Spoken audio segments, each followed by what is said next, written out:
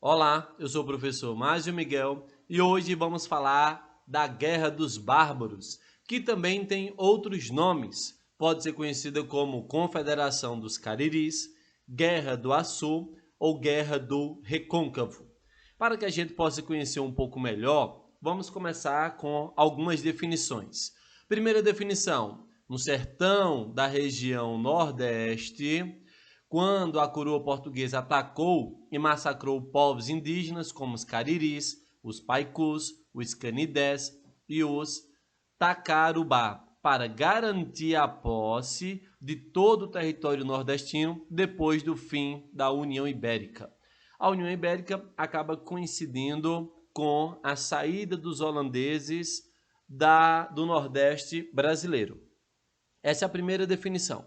Uma segunda definição que eu gostaria que você prestasse atenção seria essa daqui, que diz o seguinte para a gente: a Guerra dos Bárbaros é a denominação que se aplica a inúmeros conflitos entre grupos indígenas, como os tapuias, e os colonos luso-brasileiros. Então aqui, dois grupos em conflito, ocorridas entre os séculos 16 e 17. No contexto dessas guerras, é o processo de ocupação do interior da atual região do Nordeste.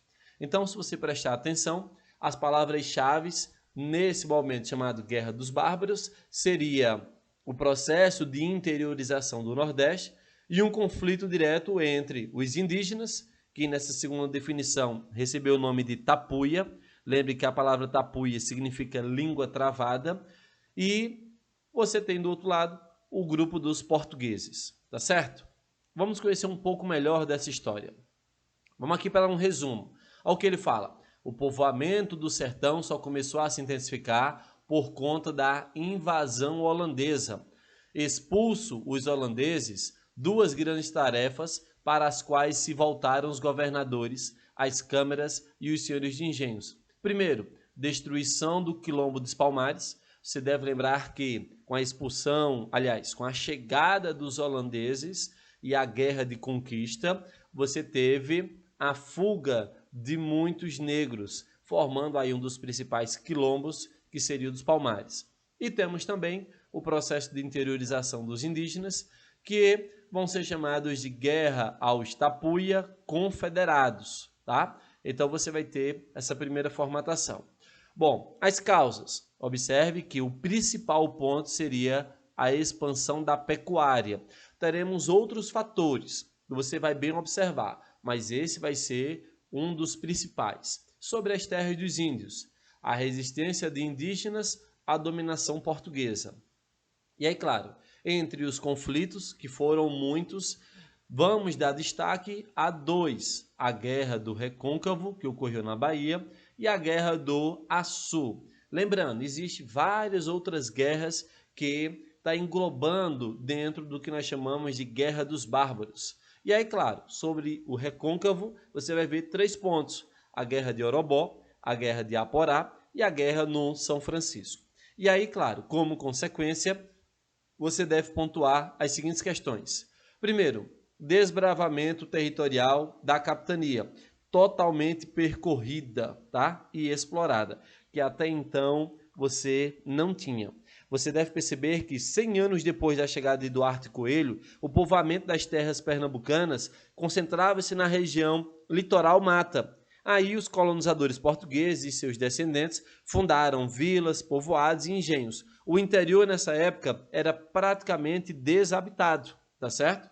Outro ponto importante que a Guerra dos Bárbaros vai trazer vai ser a desestruturação econômica e social das comunidades indígenas aldeadas remanescentes.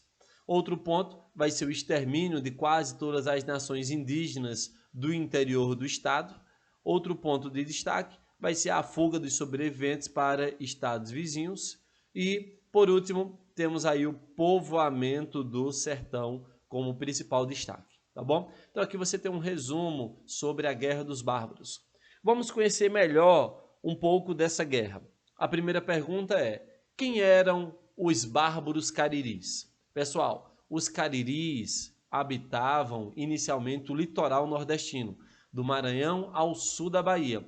De lá foram expulsos pelos tupiniquins e depois pelos Tupinambás. Quando você olha nesse mapa, observe aqui, ó, o Tupi-Guarani e o Djê, que seria o tronco linguístico, e dentro deles você tem aí várias outras famílias. Quando você olha aqui para o Nordeste de peso, vai aparecer o grupo dos Cariris, tá?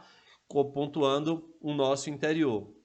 E aí, claro, quando a gente fala desse interior, a gente está falando de diversas tribos, feito essas, o Tarairu, Janduí, Paicu, Sucuru, Icó e tantas outras que a gente vai observar, tendo como das principais referências os rios dessas localidades, tá? Então, foram esses grupos que formaram a famosa Confederação dos Cariris, um termo dado pelos europeus para designar essas guerras, tá certo?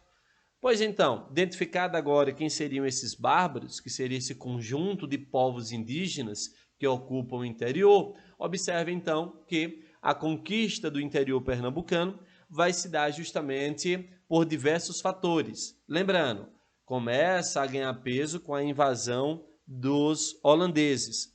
Ele foi feito principalmente por criadores de gado e boiadeiros originários de Olinda, do Recife e de Salvador. Geralmente eram pessoas que não tinham dinheiro suficiente para instalar engenhos ou plantar cana-de-açúcar.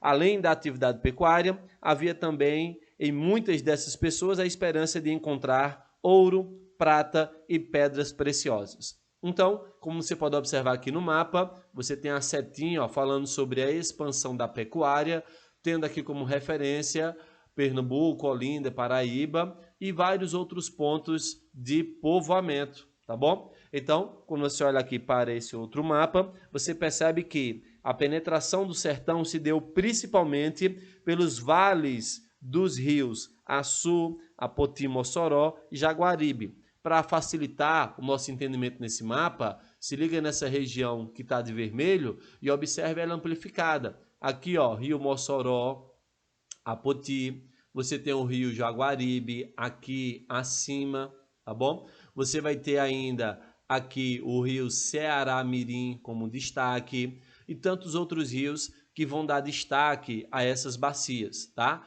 Então, ó, aqui no mapa você pode pontuar algumas delas como destaque principal. E aí, claro, várias outras bacias foram importantes para a penetração do interior.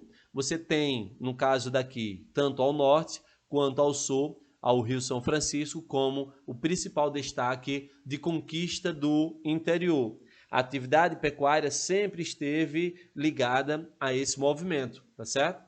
Para facilitar, observe aí que um dos principais agentes de povoamento interior seria a criação de gado.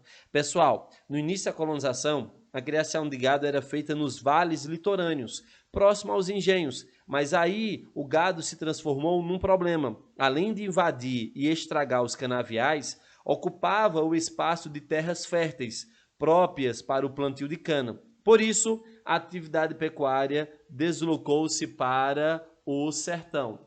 E aí, claro, no sertão, os criadores de gado se instalaram ao longo dos rios, em terras de boa pastagem, onde o gado era criado solto, sem maiores cuidados. Aos poucos, foram surgindo os currais, que deram origem a muitas fazendas e às várias povoações. Os proprietários das fazendas dedicavam-se, sobretudo, à criação do gado bovino, bois e vacas, mas criavam também, em menor quantidade, cavalos, burros e jumentos, carneiros, bodes e cabras. Dessa forma, forneciam animais de tração, carne e couro para a indústria açucareira. Muitas vezes, arrendavam sítios a pequenos criadores. O couro das reses tinha inúmeras utilidades. Com ele se faziam sapatos, roupas, peneiras, gibões, chapéus, mochilas, arreios, celas, cordas e até cabanas. Os fazendeiros que possuíam muitas terras e gados, por vezes, moravam em Olinda, no Recife e em Salvador. Assim, confiava a administração de suas terras aos vaqueiros. Estes, os vaqueiros, tinham grande força e poder, cuidavam do gado, supervisionavam os sitiantes, distribuíam tarefas aos escravos e mantinham os índios à distância. Geralmente não tinham salário em dinheiro como pagamento Eles recebiam em bezerro cada 4 que nasciam. Também podiam utilizar leite à vontade, inclusive para fazer queijo e manteiga, criar gado miúdo, carneiro, porco, cabra, bode, galinhas e fazer culturas de subsistência, no caso das plantações, para o próprio consumo. As culturas de subsistência eram muito importantes porque o sertão, ficando longe do litoral, era uma região de difícil abastecimento. Então, como você pode perceber, o gado foi o prato principal para o processo de interiorização. Além disso, podemos citar aqui o caso dos jesuítas. Pessoal, a Igreja Católica, de um modo geral, considerava os índios seres puros, não tocados pelo pecado, e defendia que eles não fossem escravizados pelos colonos. Por isso, o Estado português tentou, desde cedo, impor restrições à escravização indiscriminada de indígenas. Você deve pontuar que a igreja via nesses grupos a oportunidade de convertê-los ao catolicismo e aos costumes e valores europeus. Por isso que os padres, eles entravam nas matas, montavam povoados administrados pela Companhia de Jesus. Esses povoados recebiam o nome de missões. Um terceiro grupo muito importante desse período, patrocinados por fazendeiros ou comerciantes, os bandeirantes partiam para descobrir novas terras, arranjar escravos e descobrir depósito de minerais. Então, esses aqui são 3 pontos de destaque dado a esse grupo. E perceba que aqui você tem uma atividade muito importante que seria relacionado à questão de captura de indígenas. Em relação a Pernambuco, nós temos um nome de bandeirante muito importante, que seria o Domingos Jorge Velho. Combateu e derrotou primeiro os índios e depois os negros, sobretudo o Quilombo dos Palmares, que viviam no Agreste. Dessa maneira, tornou-se possível você adentrar para o interior. Em destaque para Pernambuco, quero chamar a atenção que o sertão foi ocupado primeiro do que o Agreste. Tá certo? Então, essa é uma informação muito importante para vocês. A partir de então, o governo de Pernambuco passou a doar terra nos vales do rio Capibaribe, Una e Pojuca. Essa doação beneficiou principalmente os senhores de engenho da região da Mata, que solicitava terras para a criação de gado. Pois então, dado esses grupos, a gente começa a pensar agora a situação dos índios. Dizendo assim, olha, os índios foram expulsos do litoral, vieram para o interior. Chega agora no interior, também estão sendo atacados. E aí eu gostaria de chamar a atenção para 2 pontos. A luta e resistência dos indígenas contra a escravidão. A primeira forma seria a fuga de aldeias inteiras, homens, mulheres e crianças em direção aos sertões, pois os colonizadores europeus inicialmente ocupavam apenas as terras próximas às costas.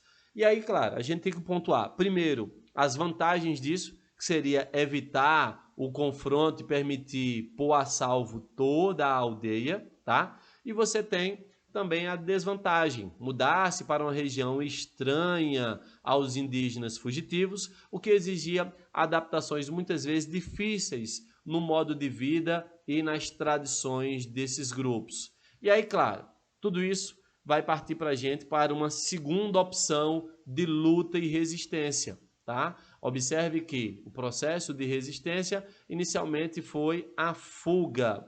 Ora, chega um momento que o embate foi evitável. As batalhas entre colonizadores e indígenas foram travadas desde o começo da conquista europeia e se prolongaram até o século XX.